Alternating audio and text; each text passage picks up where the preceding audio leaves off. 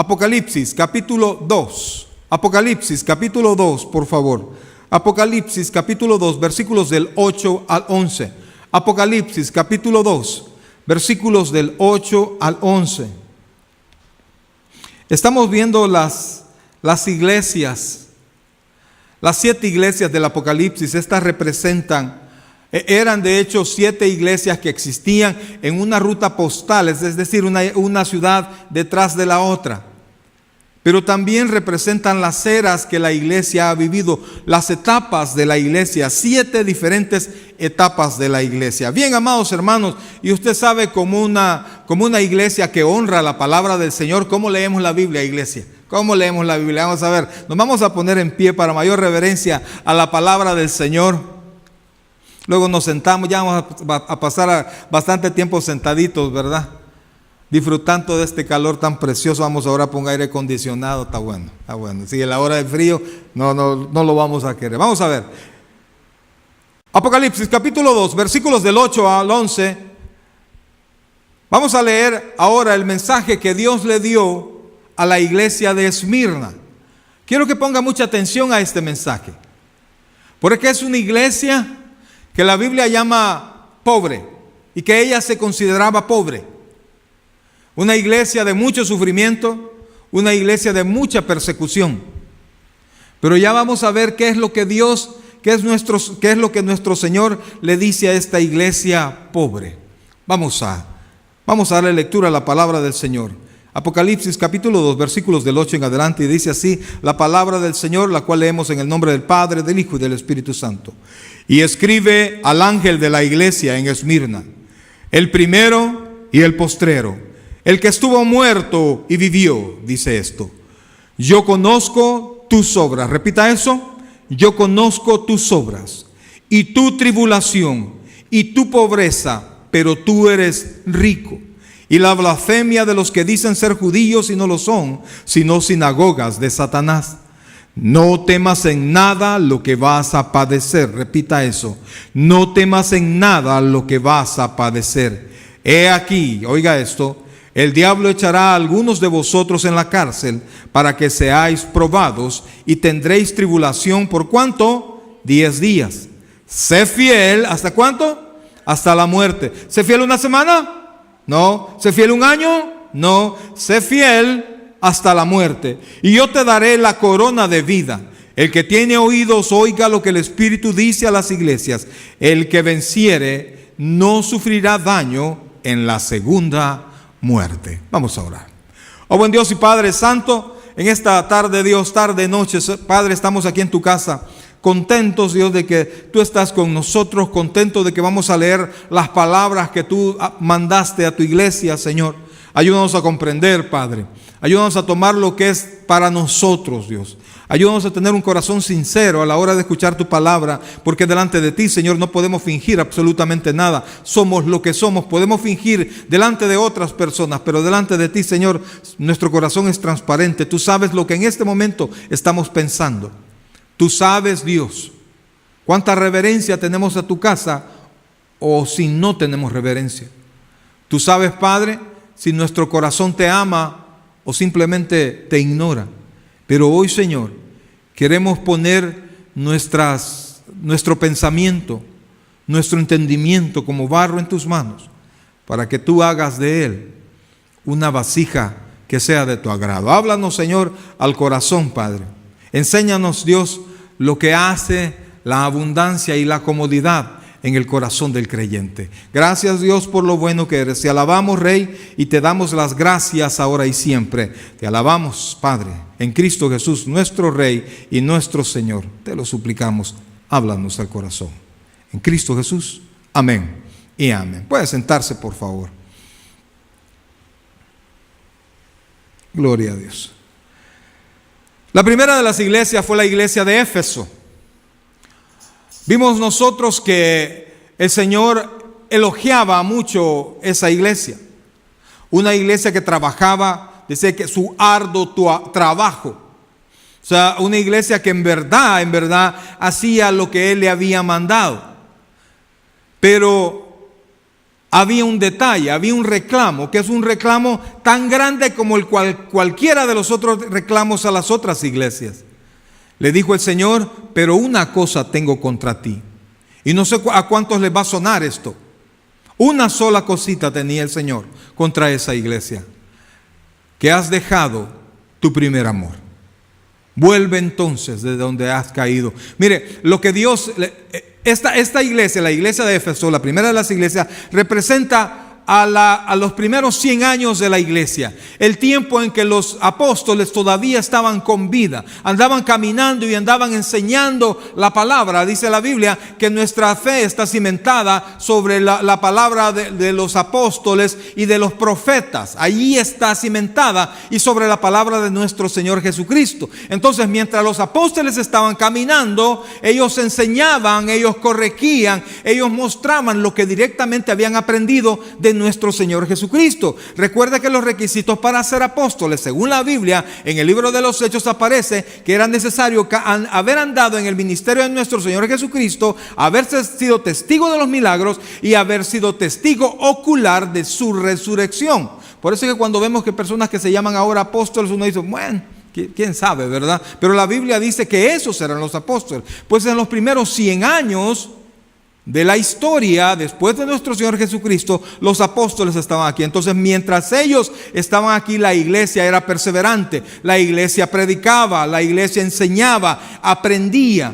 Pero de tanto combatir las falsas doctrinas, de tanto combatir la idolatría y de tanto combatir lo que muchos de nosotros no alcanzamos a entender, porque a veces andamos detrás de los milagros. De hecho, hay quienes llegan a la casa del Señor solamente por la búsqueda de un milagro, para poder recibir un milagro. Señor, yo estoy en tu casa porque quiero que me des esto, porque quiero que me des lo otro. Y la Biblia dice: sin dejar de congregarse, como algunos tienen por costumbre, y tanto más cuando veáis que aquellos días se acercan. Es decir, que Dios quiere que nos congreguemos, necesitemos algo o no lo necesitemos. Entonces, la iglesia primitiva, la iglesia de los primeros 100 años, vio hacer milagros, a personas que no eran de Dios. Porque el diablo también tiene poder. Hay quienes dicen: no, miren, eso de la brujería no existe. Amado hermano, cuando usted ve en el libro del Éxodo, cuando Moisés tiró la vara por órdenes del Señor, los magos, los hechiceros de Faraón tiraron sus varas, y también sus varas se convirtieron en serpientes. La Biblia prohíbe consultar a los muertos. Entonces estamos hablando que la misma Biblia le reconoce que estos seres hacen milagros. Entonces la iglesia primitiva combatía eso, y entonces ya no se espantaba, ya no le admiraban los milagros. Entonces se iba haciendo dura, se iba haciendo, ya no había aquella sorpresa. Y entonces, al ser así, al ya no maravillarse en las cosas, aún en las cosas que realmente eran del Señor, el corazón se iba endureciendo. Se iba endureciendo. Recuerdo cuando todavía no era cristiano, mi papá ya era cristiano, y me llevó a un lugar allá en El Salvador, que se llamaba Uljad. No sé si todavía existe. Un lugar junto a Dios. Era un lugar donde era un centro de rehabilitación de alcohólicos y drogadictos. Entonces fui con mi papá. Yo todavía no era creyente, y allí estaba un montón de alcohólicos, un montón de drogadictos, y estaba un grupo de hermanos en Cristo. Y entonces yo estaba allí, yo estaba prácticamente de Meque. Usted conoce ese hebreo, ¿verdad? Yo no era ni de una cosa ni de la otra. Entonces yo estaba ahí solo viendo. Y en medio de todos los que estaban ahí, reconocí la figura de alguien. Era una persona inválida que vivía cerca de mi casa, allá en San Salvador, en Mexicanos. Vivíamos con mis padres. Y una persona que yo la conocí de toda la vida, óigame bien, de toda la vida. Y sus piernas estaban delgaditas, así como dice el proverbio, penden, ¿verdad? Están así como péndulo, ya inservibles. Entonces yo estaba allí. Y estaba escuchando la oración, las alabanzas, la predicación, y todo muy bonito. Y de repente comenzaron a orar por este señor. Y yo dije: ¿y qué le van a hacer a este? No recuerdo cómo se llamaba él, pero sí lo conocía de toda la vida. Y mire, hermano, comenzaron a orar y le impusieron las manos a él. Y este señor, delante de mis ojos, óigame bien, delante de mis ojos, se puso de pie, hizo a un lado su silla de ruedas y comenzó a caminar. Y sus piernas se fortalecieron. Pero yo, amado hermano, como ya había salido varias veces con mi papá y había visto este tipo de milagros, mi corazón ya estaba insensible. Ya no me admiraba. Ve, sanó fulanito, pero ahí nomás, y no me convertí yo ese día. Pues la iglesia combatía las falsas doctrinas, combatía los milagros hechos por Satanás, y entonces eso enfriaba el corazón. Y por eso dice la Biblia que la iglesia había dejado atrás su primer amor. Murieron los discípulos, inclusive el apóstol Juan fue el último en morir. Él escribió esta carta de Apocalipsis en una isla. Él murió preso en una isla, Patmos se llamaba la isla. Entonces, después que ellos murieron, la iglesia se quedó únicamente con los escritos de los apóstoles. ¿Está conmigo? Amén. Se quedó con los escritos de los apóstoles y comenzó a estudiar los escritos. Ya no estaban los apóstoles, pero era como que los apóstoles seguían enseñando a través de sus escritos, de sus cartas. Y entonces ellos seguían aprendiendo. Y no solo se quedaron aprendiendo, sino que comenzaron a transcribir las cartas. Comenzaron a escribir a mano esas mismas cartas y enviarlas y seguirlas enviando. Se puede imaginar lo difícil que era en ese entonces tener un ejemplar de la carta de Apocalipsis, de la carta a los romanos. Imagínense lo difícil. Había que esperar que la escribieran. Ahora se puede imaginar lo difícil que podía haber sido tener un ejemplar de toda la Biblia completa. Pero ellos la hacían, ellos lo escribían. Y mire, en este tiempo, iglesia, Roma comenzó a combatir al pueblo, al pueblo cristiano. Vieron una amenaza al cristianismo porque ellos decían adorar a otro rey que no era César. Y eso se pagaba con la muerte, porque ellos adoraban al Rey de Reyes y Señor de Señores, que es nuestro Señor Jesucristo. Y comenzaron la persecución. 10 fueron las persecuciones más famosas en la historia del Imperio Romano contra el cristianismo. Y esta iglesia de Esmirna recibió 8 de las 10 más grandes persecuciones. Muchos fueron muertos. Óigame, y Esmirna era una ciudad con mucho dinero, era una ciudad muy próspera, pero la Esmirna era una iglesia de miembros que tenían muy poco dinero, no porque ellos hubiesen escogido no tener dinero, sino que en Esmirna había mucho comercio, pero el comercio estaba como sindicalizado, y entonces había mucho control. Y cuando alguien se manifestaba creyente, él era víctima de un boicot contra su negocio, contra su trabajo, contra las cosas que él tenía. De tal manera que empezaban a cerrarse las oportunidades para estos cristianos que tenían que cerrar sus negocios. Entonces todos los que en Esmirna decían ser creyentes tenían que cerrar sus negocios, tenían que cerrar sus fuentes de ingreso. Y entonces ellos se volvían de ser personas prósperas, viviendo en una ciudad próspera, pasaban a ser personas pobres viviendo en una ciudad próspera, pero ellos no renunciaban a su fe.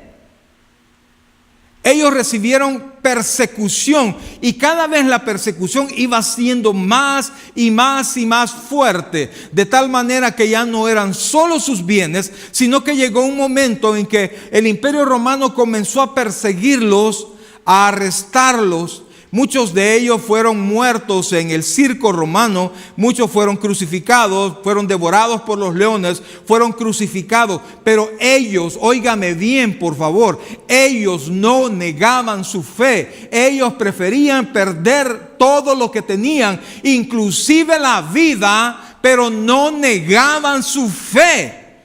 Amado hermano, mire, estos años de esta iglesia fue desde el año 100 hasta más o menos el año 321, que fue una iglesia que no tenía muchos recursos económicos, pero que tenía una vida espiritual increíble. Se tradujo la Biblia a varios idiomas, incluso para este tiempo se tradujo al latín, y por eso esa es la antigua versión latina. Y esta Biblia fue de base para la iglesia occidental durante los primeros 1000 años. Fue en esta escasez material que la iglesia creció. Satanás persiguió sistemáticamente a la iglesia, pero hubo un detalle, iglesia, y eso es lo que nosotros no alcanzamos a entender, porque dice como un locutor: ¿por qué hemos venido a este país? A prosperar. ¿Lo ha escuchado usted?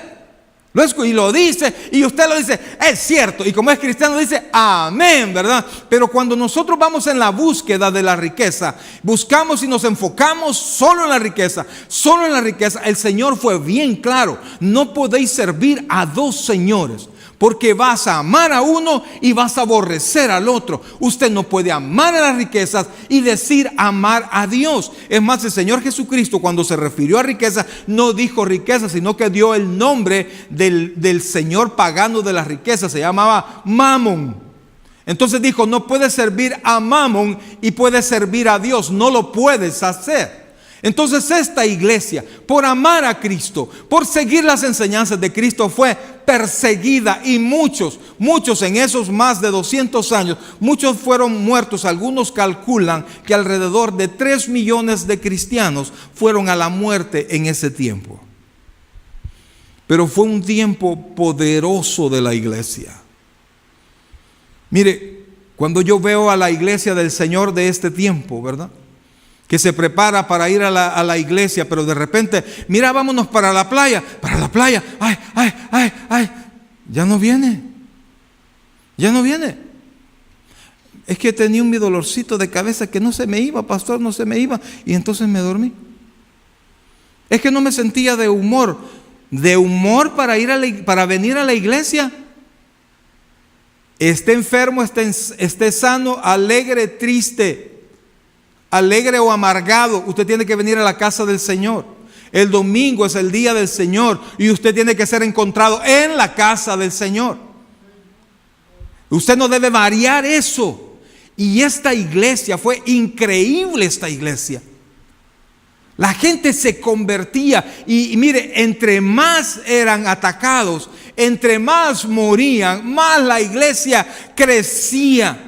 Entre más la iglesia tenía que salir corriendo, ellos llevaban los manuscritos con ellos, y donde ellos llegaban comenzaban a volver a escribir y comenzaban a dar los manuscritos, y nuevas personas comenzaban a leer la Biblia. Y la palabra de Dios dice que la fe viene por el oír, y el oír por la palabra de Dios. Es decir, que aquel que lea la Biblia tiene el efecto de la fe en sí mismo. Esta iglesia, a pesar de haber sido perseguida, a pesar de muchos haber muerto, ellos en sí fueron fuertes y pudieron dejar con su fe un legado a las siguientes generaciones, un legado de historia de fe, porque no cualquiera cree hasta morir. No cualquiera confía en el Señor a pesar de pérdidas. Una persona me dijo: no, es que yo venía a la iglesia porque yo quería que Dios me hiciera tal cosa, pero mire, no me salió nada, así es que ya no voy. Por las razones equivocadas. Mire, amados, la Biblia dice que el fin de nuestra fe no es que Dios le dé papeles. El fin de nuestra fe no es que Dios le regale una casa. No es que se muera hasta que tenga 120 años. No, el fin de nuestra fe, dice Pedro, es la salvación de nuestras almas. Amén. La salvación de nuestras almas. Mire, el Señor lo dijo de una manera: ¿de qué le sirve al hombre ganar el mundo si pierde su alma? Yo le pregunto a usted y no me conteste, contéstese en su interior. Si este día se acabaran sus días, en otras palabras, si este día fuera su último día, yo le pregunto, ¿cuál sería su destino? ¿Es acaso su vida testimonio de que usted cree en Cristo? ¿Es acaso su vida la respuesta del efecto de Cristo y su palabra en su corazón, usted actúa como una persona redimida, porque esta iglesia estaba entregando absolutamente todo. Entregó absolutamente todo. Fue una iglesia perseguida. Mire, características de la iglesia perseguida. El Señor mismo le dice: yo conozco tus obras y tu tribulación. En otras palabras, yo sé lo que haces a pesar de lo que sufres. En la carta a los Hebreos se les dice que siguen creyendo a pesar de las pérdidas que han tenido. Mire, no sé qué le pasaría a usted si por cristiano usted perdiera algo. Pastor, mire, hoy que venía a la iglesia choqué. Casi me dice: hoy usted me lo tiene que arreglar.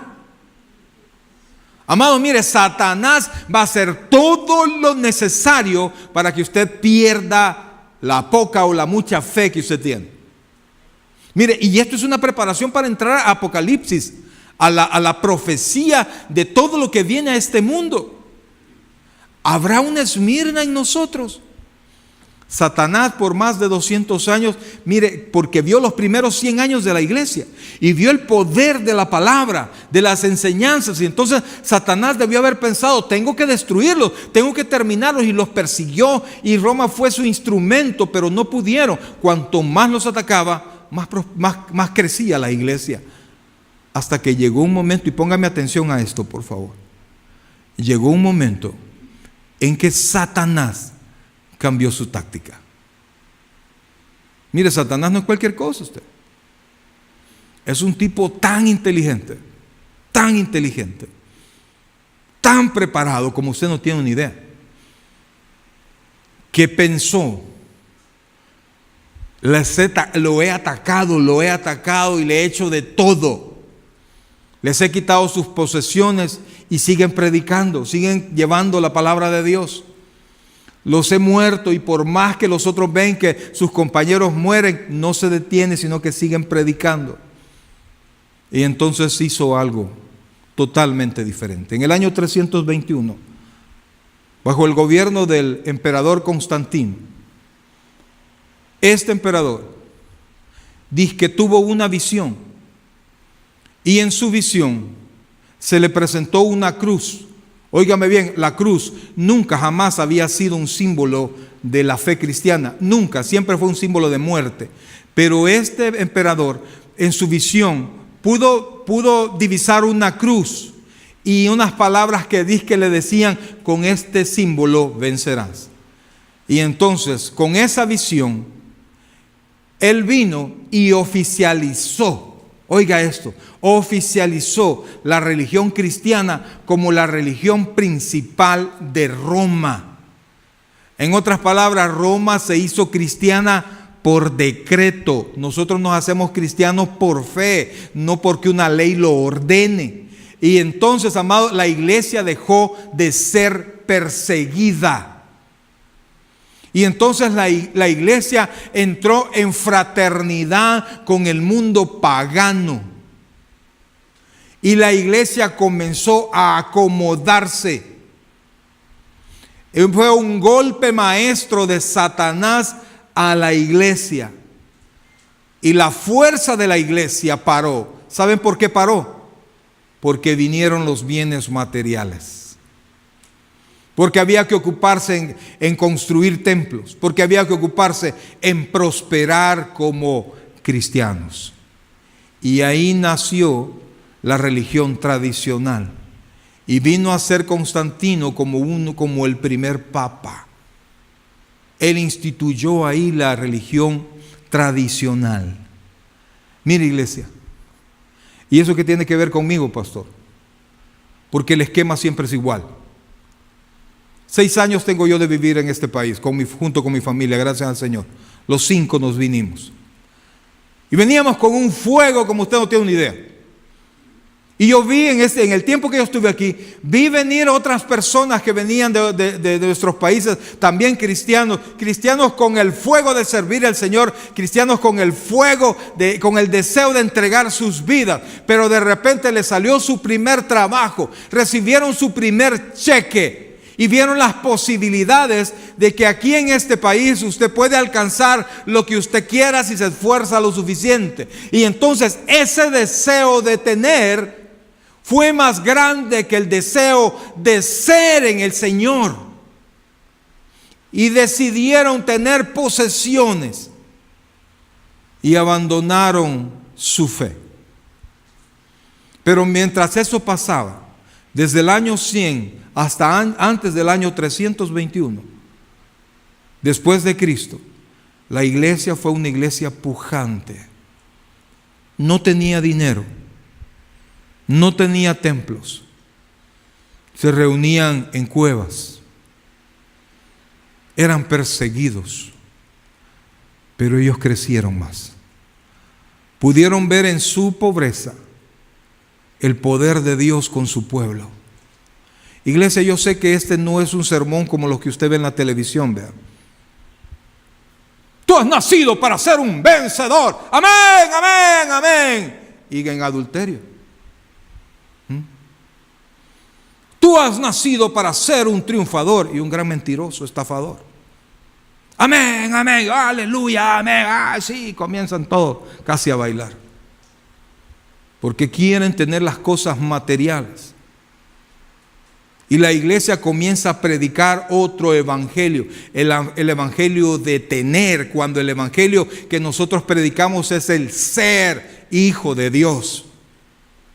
Cambia la situación. Yo no estoy diciendo que por ser cristiano vamos a ser pobres, y eso es la magia de esto. Que Dios promete bendecirnos, mi Dios, oiga esto, mi Dios pues suplirá todo lo que os falte conforme a sus riquezas en gloria en Cristo Jesús, Señor nuestro. Dios promete bendecirnos, pero Él desea que nuestro enfoque no sea la riqueza, iglesia, porque se olvida de Dios, porque se olvida de su palabra. Porque qué cosa más bonita, ¿verdad? ¿Cuántos le han quitado el plástico a su carro? ¿Ah? ¿Cuántos han tenido la bendición de quitarle el plastiquito? Pero ya después ya no vamos a la iglesia porque hay que disfrutar el carro, ¿verdad? No, allí no voy porque el carro, mi carrito, mire, estábamos en una casa de oración allá en El Salvador y un hermano me sacó de la reunión y yo pensé que le pasaba algo y salí. Y entonces vengas y me llevó al parqueo. Él acababa de sacar un vehículo, un pickup doble cabina precioso. Oiga, precioso. Mire, me dijo, mire qué belleza la que me acabo de comprar, pastor. Qué bendición, hermano, muchas felicidades. Qué bonito está. Y yo inmediatamente llegué. Allá atrás, como allá no hay problema de llevar gente en la cama, ¿va? Ahí caben unos 10 hermanos y allá adentro tantos. Y aquí ya lo hicimos y nos vamos a la vigilia en no sé dónde. Yo iba pensando. Y nos fuimos de regreso. Al ratito sonó una alarma, ¡pu, pu, pu! Y estábamos en el momento de la oración. Y de repente, y el hermano Juan, no está. Y el hermano Juan, ¿qué se hizo? Y al ratito regresó. Fue a chequear mi carro, pastor. Oh, vaya pues, hermano, pero ponga atención, hombre, ponga atención.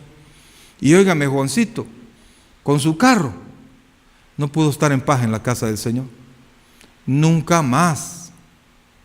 Nunca más. Ya no estaba en paz. Porque él buscaba las cosas materiales y sin darse cuenta, las cosas materiales abusaron de él. Y su corazón fue haciéndose cada vez más pequeño en el Señor, hasta que transcurrieron muchas cosas. Y Dios le fue quitando todas sus cosas materiales. Dios le fue quitando hasta su salud. Y cuando llegó a que Dios le quitó su salud, o mejor dicho, por estar de enamorado con las cosas materiales, él perdió su salud. Es que entonces ya no puso sus ojos en las cosas materiales y volvió a levantar su vista al Señor. Amado hermano, mire, esta iglesia nos da una tremenda lección a todos nosotros, porque dice que tenía poca fuerza económica. Mire, era criticado. Vamos al texto, por favor, vamos al texto. Dice, versículo 8. Y escribe al ángel de la iglesia en Esmirna. Y mire cómo se presenta el Señor Jesucristo. Dice, el primero y el postrero, el que estuvo muerto y vivió, dice esto. O sea, que le estaba diciendo, yo soy el primero y por mí subsisten las cosas. Yo soy el primero y yo voy a ser el último.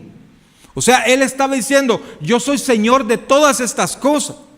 Y además, a un pueblo que estaba siendo muerto por las autoridades le dice: yo estuve muerto, pero ahora vivo. En otras palabras, le estaba diciendo: yo tengo la potestad de la vida y de la muerte.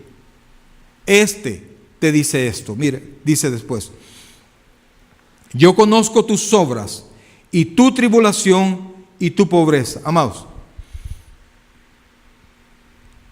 lo mismo que la anterior carta. Dios conoce lo que tú haces. Dios sabe dónde estuviste toda la semana. Dios sabe qué cosas hiciste, lo que dijiste, dónde fuiste, con quién estuviste. Dios conoce hasta tus pensamientos. La Biblia dice que no está en nuestra boca la palabra y Dios ya la sabe. Yo conozco tus obras. Aquí delante del Señor quedamos completamente desnudos. Delante de nosotros, usted: hey, mano, ¿y qué le pasó? ¿Y por qué no vino el culto el domingo pasado? Ay, que viera, pastor. Y se quedan así: viera, pastor. ¿Qué le digo? ¿Qué le digo? ¿Qué le digo por dentro? ¿Qué le digo? ¿Qué le digo? Es que fíjese, ya una gran pensada. Y comienzan a decir cosas. Y mire, iglesia, a mí me encanta verlo a usted aquí. Pero la salvación es bien personal. Es bien personal. Y nace de la búsqueda de Dios a su pueblo. Y luego el crecimiento en el Señor es la búsqueda de su pueblo a Dios. Mire cómo surge la salvación. Dios busca a su pueblo. Dios le busca a usted. Pero su crecimiento va a depender de que usted haga viceversa. Lo contrario, Dios le buscó a usted y luego usted debe buscar a Dios. Buscar su palabra, buscar oración, buscar estar en las cosas del Señor, enriquecer su vida espiritual. Eso es lo que nosotros tenemos que hacer. Y entonces dice, mire, iglesia, dice: yo conozco tus obras y tu tribulación y tu pobreza. Pero mire, dice ahí: pero eres rico. Quiero que busque, por favor, Santiago capítulo 2 versículo 5. Santiago capítulo 2 versículo 5. ¿Lo tiene ahí? Aleluya. Espérame que yo todavía no. Santiago 2:5. Vamos a tener que buscarlo. Amados hermanos, mire, lo tenemos aquí, vea. Hermanos míos, amados, oíd.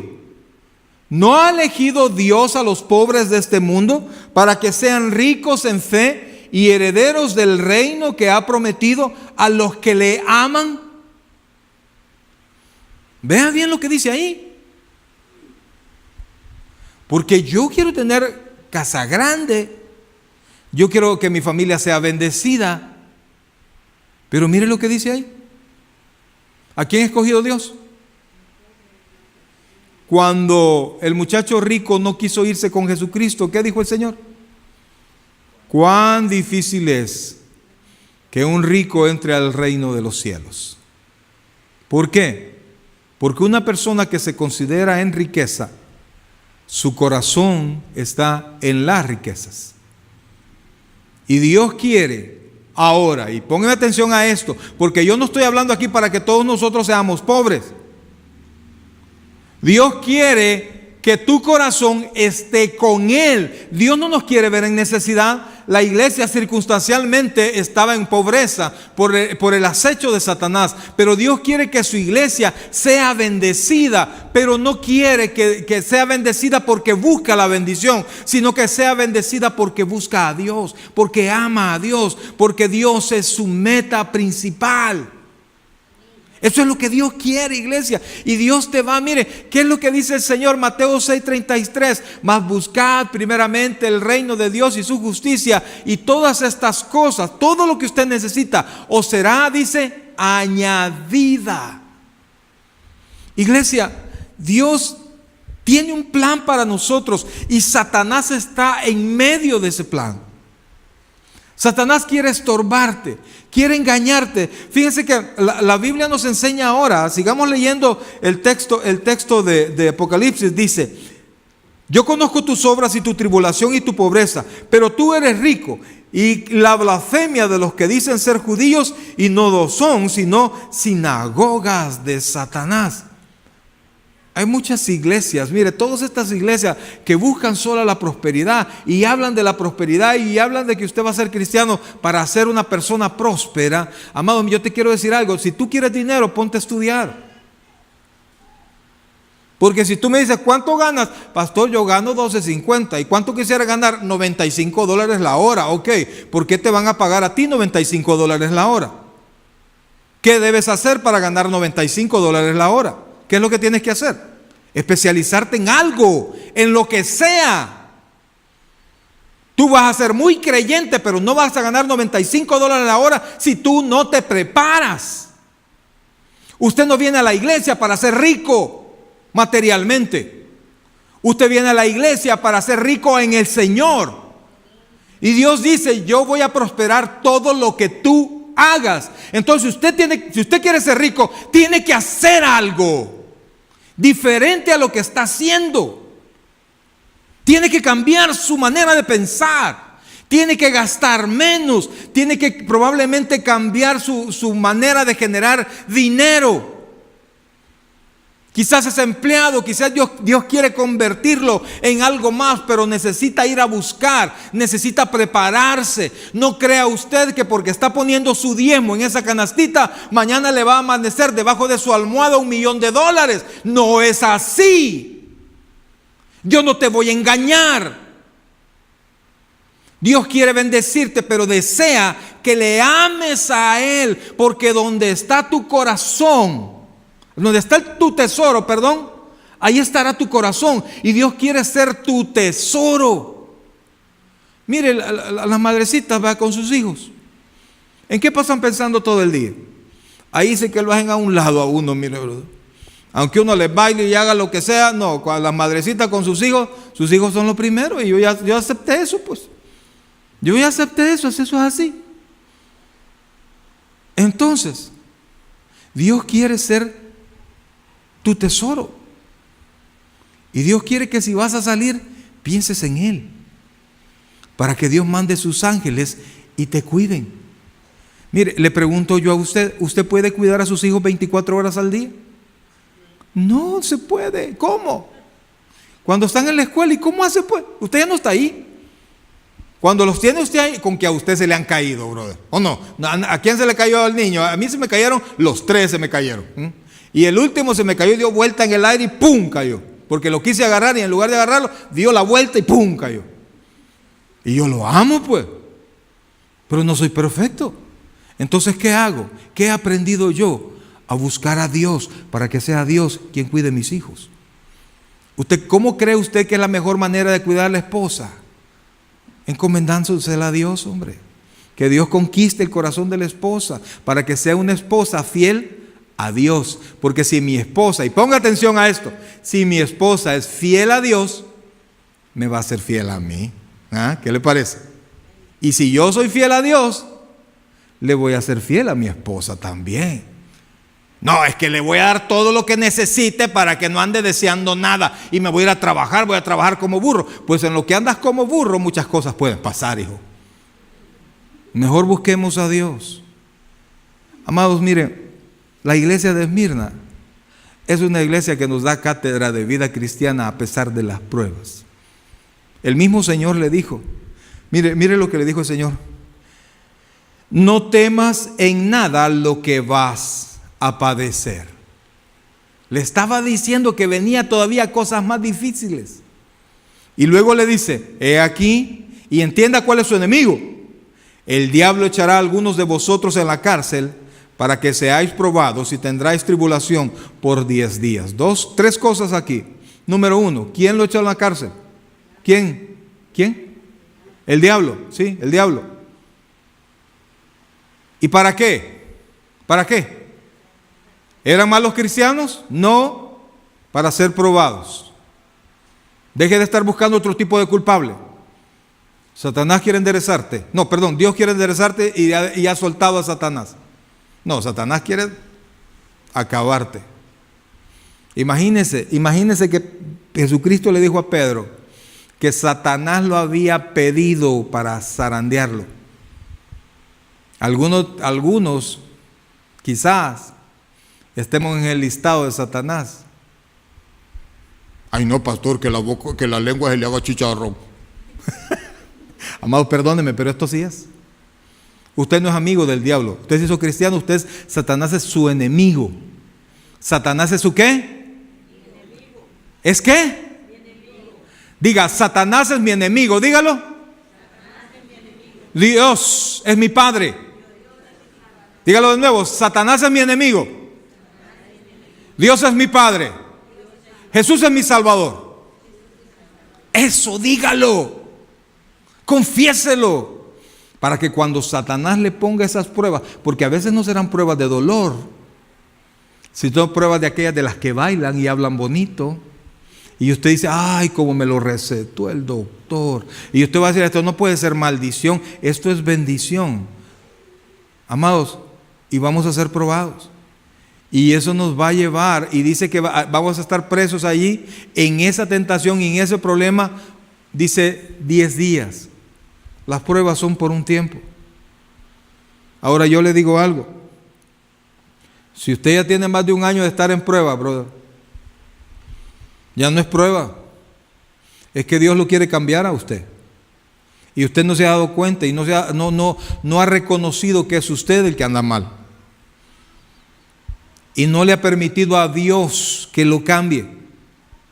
Si ese tiempo, si ya pasó demasiado tiempo y usted con el mismo rollo, y no ve la suya, como decimos, doble rodillas, abra su corazón y permítale al Señor que Dios le hable a usted, porque esa prueba no va a parar mientras usted no le atienda a lo que Dios desea. Sigamos, por favor. Dice después: he aquí el diablo echará a algunos de vosotros en la cárcel para que seáis probados y tendréis tribulación por 10 días. Mire qué dice ahí: sé fiel hasta la muerte. Mire, amado, Jesucristo nunca jamás evitó hablar del costo de ser fiel. Nunca jamás Jesucristo dijo que iba a ser fácil. Nunca. Siempre Jesús dijo lo difícil que es ser un creyente. Y es más difícil cuando nuestros ojos y nuestra mente están en las cosas materiales y está en el mundo. Ay, la hora del culto, yo quiero estar allá con mis amigos o mis amigas haciendo tal cosa. Usted de repente está en la iglesia pensando, ay, son las 6, ahorita están haciendo no sé qué cosa. Y de repente usted se va con sus amigas, ay, ya son las 6:15, ya están cantando alabanza. Total que está aquí pensando allá y está allá pensando aquí. Nunca es feliz. Tiene que cortar. Tiene que cortar uno y tiene que entregarse a uno, sea cual sea. Yo le recomiendo de todo corazón que se entregue al Señor. Es el único que da vida, es el único que bendice. Y después dice, sé fiel hasta la muerte y yo te daré la corona de la vida. Sé fiel hasta la muerte. El Señor le dijo a sus discípulos, no le tengan miedo, ponga atención a esto, al que mata el cuerpo. ¿Quién mata el cuerpo? Dice, si no, ten miedo de aquel que puede matar el cuerpo y el alma en el infierno. ¿Quién mata el cuerpo? El diablo, el hombre. Pero ¿quién es el único que tiene la potestad de mandar un alma al infierno? ¿Quién? ¿Usted cree que el diablo puede hacer eso? No, el diablo es un engañador, te habla cosas bonitas que tú crees que son bonitas y las crees, te engaña y con eso te hace caer y te roba lo mejor de tu vida. Mire, hay engaños tan sutiles que te cuestan toda la vida. Hay sí que usted dio hace algún tiempo que todavía amanece todos los días y se sigue arrepintiendo aquel día que usted dijo que sí. Porque se metió en un rollo del cual le costó salir cuántos años de su vida. Ese Satanás te engaña. te engaña. Y luego dice, iglesia, dice, sé fiel hasta la muerte y yo te daré la corona de vida. El que tiene oídos oiga lo que el Espíritu dice a las iglesias. El que venciere, oiga bien, el que venciere no sufrirá daño en la segunda muerte. Mire, busque por favor Apocalipsis capítulo 20. Apocalipsis capítulo 20.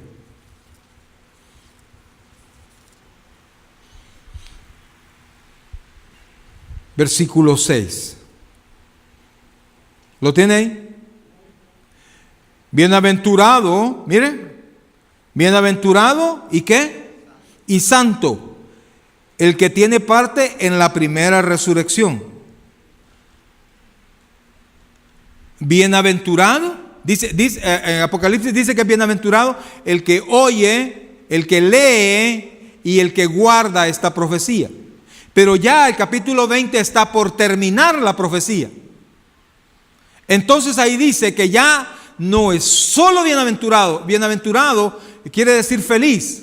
Dice, bienaventurado, ¿y qué dice? Y santo, el que tiene parte en la primera resurrección. La segunda muerte no tiene potestad sobre estos, sino que serán sacerdotes de Dios y de Cristo y reinarán con él 1000 años. Amados, ¿qué es lo que está diciendo? Los que creemos en Cristo vamos a morir probablemente, o vamos a estar vivos cuando Cristo venga, y todos los muertos en Cristo van a ser resucitados, y todos nosotros los que habremos quedado seremos arrebatados. Eso está en 1 Tesalonicenses capítulo 4 versículos del 13 al 17. Habla de cómo su iglesia, los que ya murieron en Cristo y los que vivan en ese tiempo, cuando suene la final trompeta, vamos a ser arrebatados y vamos a estar con Cristo en el cielo por siempre. Esa es la primera resurrección. Y dice bienaventurado, y además dice santo, es decir, apartado. ¿Por qué? Porque el arrebatamiento es como Dios, y ponga atención a esto, como Dios aparta, separa a su iglesia de lo que viene. ¿Y qué es lo que viene? La tribulación. La segunda muerte. Versículos un poquito más adelante, por favor. Versículo 14, dice así. Desde el 11 dice, ¿lo tiene ahí? 20:11. Y vi un gran trono blanco y al que estaba sentado en él, de delante del cual huyeron la tierra y el cielo. Desapareció, ya la tierra no existe, y ningún lugar se encontró para ellos. Y vi a los muertos, grandes y pequeños, de pie ante Dios. Y los libros fueron abiertos. Y otro libro fue abierto, el cual es el libro de la vida. Y fueron juzgados los muertos por las cosas que estaban escritas en los libros según sus obras. Y el mar entregó los muertos que había en él. Y la muerte y el Hades entregaron los muertos que habían en ellos. Y fueron juzgados cada uno según sus obras. Y la muerte y el Hades fueron lanzados al lago de fuego. Esta es la muerte segunda. Y el que no se halló inscrito en el libro de la vida fue lanzado al lago de fuego. Iglesia, mire, la cosa es así. No, usted cuando recibe a Cristo, lo recibe de corazón, no por repetir una oración cualquiera, sino que usted tiene un encuentro personal con Cristo, se arrepiente, usted cree en el Señor, dice la Biblia que hay fiesta en el cielo cuando un pecador se arrepiente y su nombre es inscrito en el libro de la vida, ¿sí? Nosotros no somos salvos por obra. La Biblia dice, por gracia sois salvos por medio de la fe, y esto no es de vosotros, pues es un don de Dios, no por obras para que nadie se gloríe. Efesios 2 del 8 al 10. Ahora, cuando nosotros morimos, dice la Biblia, ausentes en el cuerpo, presentes al Señor. Entonces vamos a la presencia del Señor. Pero Dios vendrá, oiga, lo que acabamos de decir, vendrá con sus santos, es decir, los creyentes que ya murieron, estos vendrán y tomarán su cuerpo, levantarán, las tumbas van a ser abiertas, los cuerpos van a salir y estas personas ya afuera, vamos a ser con ellos transformados. ¿Por qué vamos a ser transformados? Para poder tener un cuerpo, para estar enfrente, para estar en la presencia del Señor, y luego partimos al Señor. Pero después comienza la tribulación, 7 años de tribulación. Pero saltémonos todo eso y llegamos al juicio del gran trono blanco. Ahí dice, vi un trono blanco. Pues ese juicio lo que va a hacer es que la muerte y el Hades y el mar van a entregar sus muertos. O sea, toda la gente sepultada, toda la gente que murió en el mar, que se los comieron los tiburones, etcétera, etcétera. Toda esta gente que no es creyente, porque los creyentes fueron levantados antes, ellos van a ser levantados, todos van a ser levantados. Entonces se van a presentar delante del trono, y póngame atención, espero en el Señor que usted no sea parte de esto que le estoy diciendo. Y entonces todas estas personas que sean levantadas en ese segundo tiempo, porque el primer tiempo fue la primera resurrección, el arrebatamiento, entonces todos estos van a ser juzgados. Y dice la Biblia que va a sacarse un libro, que es el libro de la vida, donde estoy inscrito yo y espero que esté inscrito usted. Y entonces el libro se va a abrir y luego se van a abrir otros libros. La Biblia dice que son los libros de las obras, donde está escrito todo lo que usted ha hecho. Todo lo que usted ha hecho, sea bueno o sea malo, ahí no se le ha ido nada. Nada. Todo está ahí. Amados, ¿sabe cuál es el problema? Y pónganme atención a esto. Que lo primero que van a hacer es buscar en el libro de la vida. Y van a buscar su nombre. Y la persona, ¿cómo se llama usted? Pedro Pérez. Y van a comenzar, Pedro Pérez, no está, Pedro, tiene otro nombre, está Eustaquio, no está, ok, no está en el libro de la vida. El libro de la vida va a ser cerrado para usted y se van a abrir el libro de las obras. El detalle del libro de las obras, mucha gente está bien equivocada, porque el símbolo de la justicia es una balanza, ¿se ha fijado usted? Porque pesa lo bueno y lo malo, pero ahí ese símbolo no tiene nada que hacer. Porque no es que se van a medir sus obras buenas contra sus obras malas. No, la Biblia dice que la paga del pecado es muerte. ¿Y cuántos pecados necesita usted para ser condenado? ¿Cuántos? 1. Y dice el rey David, en pecado me concibió mi madre. Es decir, que cuando nacemos venimos ya en pecado. En otras palabras, querido hermano, si usted no está en el libro de la vida, usted no, bueno, hermano, le dije, bueno, él vamos a dejar, hermano, si su nombre no está inscrito en el libro de la vida, usted no va a tener ni una tan sola oportunidad en la segunda muerte, porque con una obra mala es suficiente. Le pregunto a usted, ¿ha pecado alguna vez? Todos los que se presenten en la segunda resurrección, todos, absolutamente todos, irán a condenación. Dice allí que todo va a ser lanzado, el mismo infierno va a ser lanzado al lago de fuego y azufre. Y por eso, iglesia, es que es tan necesario que usted entregue su corazón a Cristo, porque no hay esperanza, no por bueno va al cielo, sino que porque usted creyó en Cristo, y por creer en Cristo, su nombre es inscrito en el libro de la vida, donde nunca será raído, donde nadie lo va a quitar, donde ni el mismo enemigo puede hacernos nada, porque Cristo pagó por nosotros en la cruz con su sangre. No hay oportunidad. Mire, la pasión por las cosas materiales nos roba el gozo de vivir en el Espíritu. Pastor, ¿y qué tengo que hacer? ¿Tengo que renunciar a todas mis posesiones? No, bendito sea Dios que no. ¿Qué tengo que hacer entonces? Quite su corazón de sus posesiones y ponga su corazón en Dios. Ame a Dios más que sus posesiones. Ame a Dios más que a su propia familia. Ame a Dios. Y Dios va a cuidar de sus posesiones, de su familia. Dios puede darle tantas cosas, pero Dios quiere que usted no lo busque por las cosas, lo busque por amor.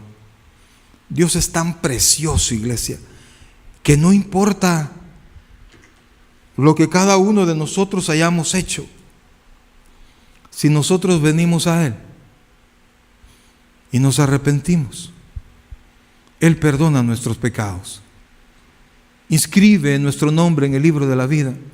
¿Y sabe qué hace? Y esto no solamente nos salva, no solamente inscribe nuestro nombre en el libro de la vida, sino que manda a su Santo Espíritu a habitar en nuestro corazón.